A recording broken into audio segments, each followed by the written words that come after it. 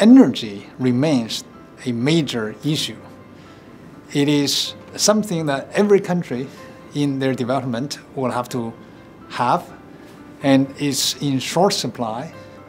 And many countries, including China, import energy in large quantities.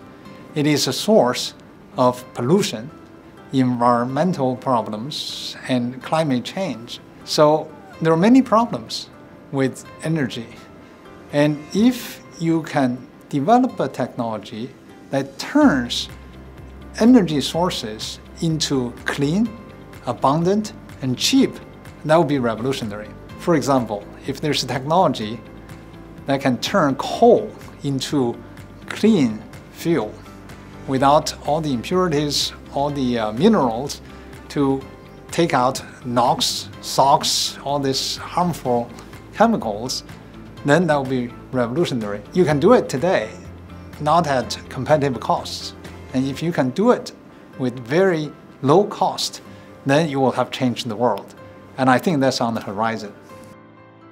Well, I think the one thing that we have spent quite a bit of time on is the development of the auto industry, with all the changes that is going on with regards to autonomous driving, car sharing, and of course the change from petrol cars to EVs.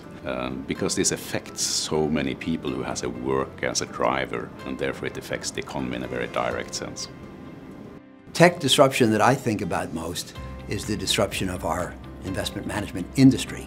There's been a strong move toward passive and index investing, mainly because active investors charged high fees but didn't always produce great results. That has segued into algorithmic and systematic investing. People say that somewhere up to over 90% of all trading is engaged in by passive, index, algorithmic, and systematic.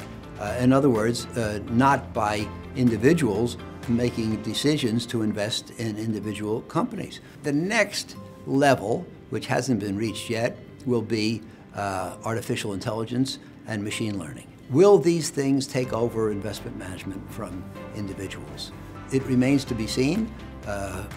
Most trends have moved in that direction. It seems Pollyanna for an investment manager to say, no, the machines won't take over. The point is that the computer can do several things. It can deal with a lot of data. It can deal with it fast.